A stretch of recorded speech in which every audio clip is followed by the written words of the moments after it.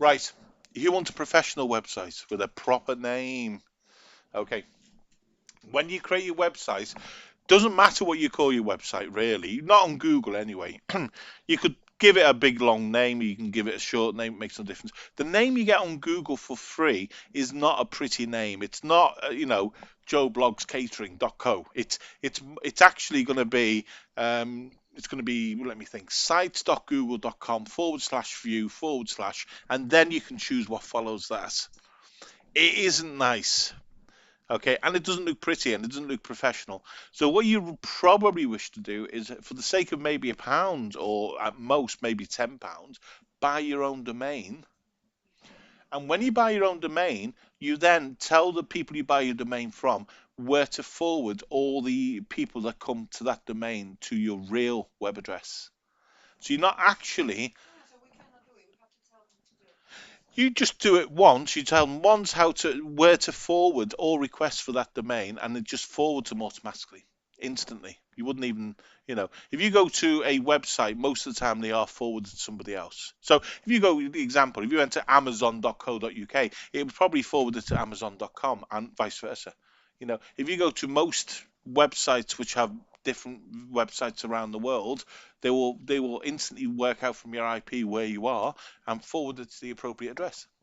So if you're in Germany on holiday and you go to Amazon, then it actually changes it. So it actually sends you to the UK. It probably sends you to the American one because you're English speaking. It works stuff out like that. Quite interesting, really, the way technology does that. But yes, you can have a domain. Getting off subject there, but you can have a domain, and the domain is what you want because you want to look professional. Even if you're doing it for a bit of fun, you want a professional, don't you? Yeah, yeah.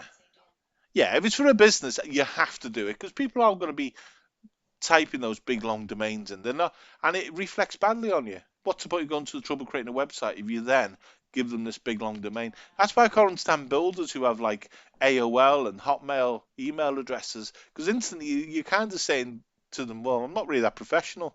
I don't really know what I'm doing because I've not even managed to find my own website. I've not even managed to pay someone a couple £100 to create all this for me.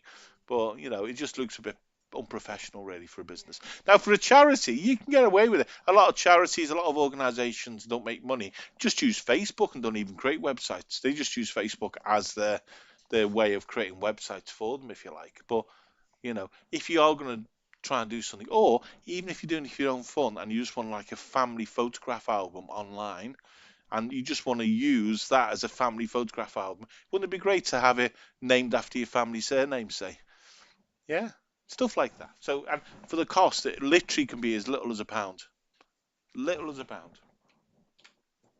So that's what we call website forwarding. That's the actual name. However, every every web everyone who sells websites will probably have their own name for it. They will be as weird and wacky as you can imagine. But that basically is the technique you're using. It's website forwarding. Now, just to give you a little bit of meat on the bone, we actually want it what's called masked. Masked means we hide the fact that it's being forwarded somewhere else. So it completely is invisible. So somebody types in Joe Blogs Catering and they're sent to a Google site, but it hides anything to do with the Google site. They don't see it doesn't transfer them to the site and then they say, oh, it's actually sites.google.com/view/ Joe Blogs Catering. It completely hides it and keeps the image that it's always to a professional website. That's what we call masked. So that's the term you're looking for, which generally gets used quite a lot by most. So GoDaddy's quite good. If you use GoDaddy, they use the term web forwarding, which is standard. They use masked as there's a little button which says, do you want it masked? You say yes. And that's job done. That's it, done forever then. So long as you own that domain. Yeah? If you renew that domain for 10 years, you got it for 10 years. Don't ever have to do it again. Great, isn't it? But wouldn't it be great if you had the email addresses the same? Yeah? Well, you can. And it should be free. I've never yet come across, and I've been doing a few of these courses. There's a theory where, there might be a company out there who don't give you for free, but I wouldn't buy the domain off them then in that case. I'll just stick to the basics. There is normally with any domain, you do normally get one free email forwarding address. Yeah. So in other words, that domain, maybe you buy, Joe Bloggs Catering, you can actually make as many email addresses as you like, but they all get sent to the same place. It's called a catch-all email. So you could have sales at Joe Bloggs Catering. You could have customer services at Joe Bloggs Catering. You can have any you like, but when they get sent to Joe Bloggs Catering, and then they all get forwarded to your Gmail or your Hotmail or what have you. So, question for you. Why not consider creating a brand new email account to receive those emails rather than get them in your personal email now? Because I know you may not be getting many emails for the first week or two, but if your company takes off and you start to get thousands of emails, A, you don't want replies with like mixed in with your personal emails, and B, it just means that if you're not working, you don't have to look at your emails. None of your work emails in there, none of your whatever it is, the website email is going to be in there. Only when you go to that email address will you be answering those emails. So it's free. I'd get yourself a Gmail. Just just just buy yourself, it's free. Just take yourself a Gmail. You could even go for a Gmail which has some sort of similar name, not even named after you. So if you're doing Joe Bloggs Catering, you could have Joe Bloggs Catering at gmail.com. I'm sure it's going to be available. If it's not, then I've given the idea to somebody. And then all your emails, which actually are sent to, inquiries at joebloggscatering.co or .uk or whatever, all those get forwarded by your domain host company, which is what you're paying for. Even if it's £1, you're paying for that. They get sent to your actual email just for £1 a year. Yeah, you'd set them up. Yeah, you have to have your actual email active before, and then yeah, because what they do, what GoDaddy and all the others will do is they normally send a verification email to make sure it's correctly typed in. You go to your email, you verify, and from then on, any emails they get, they forward to that email address. Because all they do is it's like getting a text message for computer companies. It costs something like thousands of a penny to send, transmit, and receive a text message. It costs them absolutely nothing because technology does it automatically. So when they used to send you charge you like 20p for a text message, that was huge profit for them. Don't do it anymore, you noticed. So that's something to think about. It's a sort of sideline. But the reason I'm suggesting it is because you might want to start doing things like creating yourself a separate email just to receive those emails. Just get another one.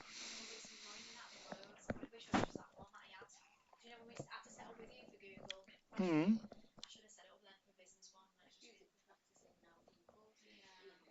Well, if you're getting them on your phone, you can have as many as you like anyway.